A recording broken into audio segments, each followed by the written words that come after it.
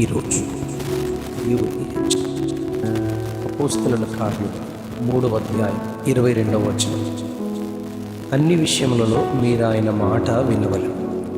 అన్ని విషయములలో మీరు ఆయన మాట వినవలెను. మోషే ఇట్లనెను, ప్రభువైన దేవుడు నా వద్ద ఒక ప్రవక్తను మీ సహోదరులలో నుండి మీ కొరకు పుట్టించు. ఆయన మీతో ఏమి చెప్పినను అన్ని విషయములలో మీరు ఆయన మాట వినవలెను. ఆ ప్రవక్త మాట విననివాడు ప్రజలలో ఉండకుండా సర్వనాశనమగును. పరిశుద్ధ గ్రంథంలో క్రొత్త నిబంధన భాగంలో ఎంతో ప్రాముఖ్యమైనది అపోస్తలుల కార్యాలు. ఎందుకంటే క్రొత్త నిబంధనలో 4 సువార్తలు ఒక థియరీ అయితే అపోస్తలుల కార్యాలు ప్రాక్టికల్ వంటిది. 4 సువార్తలు ఒక జాబ్ ట్రైనింగ్ అయితే అపోస్తలుల కార్యాలు జాబ్ పోస్టింగ్ లాంటివి. సువార్త భాగాల్లో యేసు ప్రభు ఏమేం బోధించారో అవన్నీ అపోస్తలుల కార్యాల్లో వాటి నెరవేర్పు జరగడం మనం చూస్తాం. శిష్యులు తమ పరిచర్యలో ఇవి చూశారు. మార్కు సువార్త 16వ అధ్యాయం 20వ వచనంలో శిష్యులు బయలుదేరి వాక్యమంతటా ప్రకటించి ప్రభు వారికి సహకారుడై ఉండి వెనువెంట జరుగుచు వచ్చిన సూచక క్రియల వలన వాక్యమును స్థిరపరచుచుండెను అని చెప్పబడి. లూకా సువార్త 24వ అధ్యాయం 49వ వచనంలో ఇదిగో నా తండ్రి వాగ్దానం చేసినది మీ మీదికి పంపుచున్నాను, మీరు పైనుండి శక్తి పొందు వరకు పట్టణంలో నిలిచి ఉండడని వారితో ప్రభు చెప్పారు. శిష్యులు 11 మంది, వీరితో కూడా కొందరు స్త్రీలు, యేసు తల్లి అయిన మరియ, ఆయన సహోదరులు ఏక మనసుతో 180 మంది మేడగదిలో ప్రార్థన చేస్తూ ఉన్నారు. అందరూ ఒక చోట కూడి పరిశుద్ధాత్మ దేవుని అభిషేకం అందరికీ ప్రభు అనుగ్రహించబడి వారికి వాక్శక్తి అనుగ్రహించబడి అది మొదలుకొని అన్య భాషలతో మాట్లాడడం అపోస్తలుల కార్యాలు 2వ అధ్యాయంలో చెప్పబడింది. 2వ అధ్యాయం 14వ వచనంలో పేతురు ఆ 11 మందితో కలిసి నిలిచి తిరగా సువార్తను ప్రకటించారు. క్రీస్తు ప్రభువు శ్రమ, మరణము, పునరుత్థానము యొక్క మర్మము ఎంతో గంభీరముగా ధైర్యంగా ప్రకటించారు.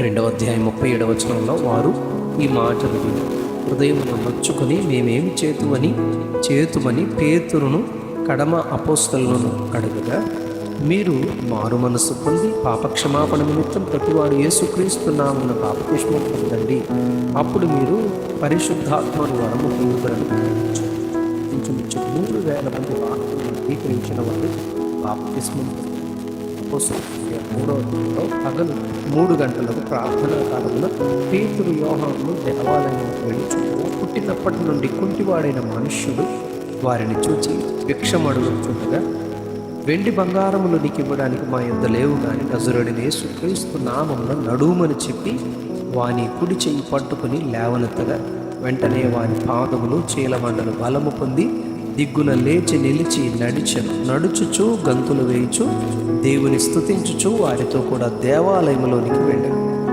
ఈ స్వస్థతను చూచిన వారు విస్మయముంది పరవశులై ఎలా ఈ కార్యం జరిగను అని ప్రశ్నించగా, పేతురు వారికి ప్రభు అయిన యేసుక్రీస్తు నామములో ఉన్న శక్తి వలననే కానీ ఇది మా సొంత శక్తి వలన కానీ భక్తి చేత కానీ నడువ వీనికి మేము బలమియ్యలేదు అని చెప్పి దేవుడు యేసును మహిమపరచెను అని చెప్పారు.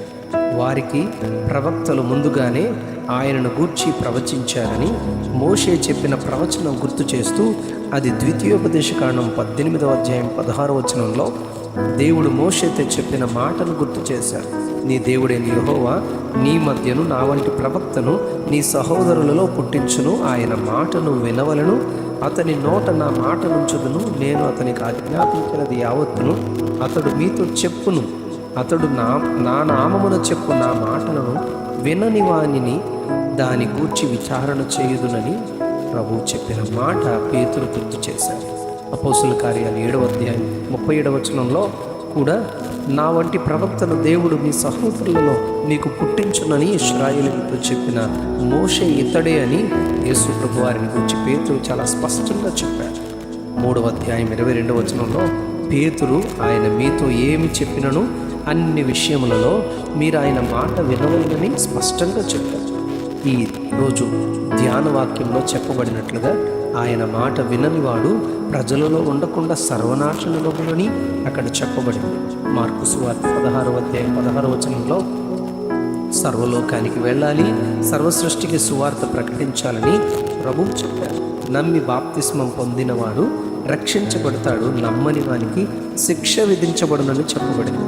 నేడు మీరు ఆయన మాట వినేలా ఎంతో మేలు అని 81వ కీర్తన 8వ వచనంలో చెప్పబడింది. అన్ని విషయాల్లో మేలు కొరకు ఆయన మాట విని మనము దీవింపబడదు. అట్టి కృప ప్రభువు మనకు దయచేయునుగాక. ఆమేన్, ఆమేన్.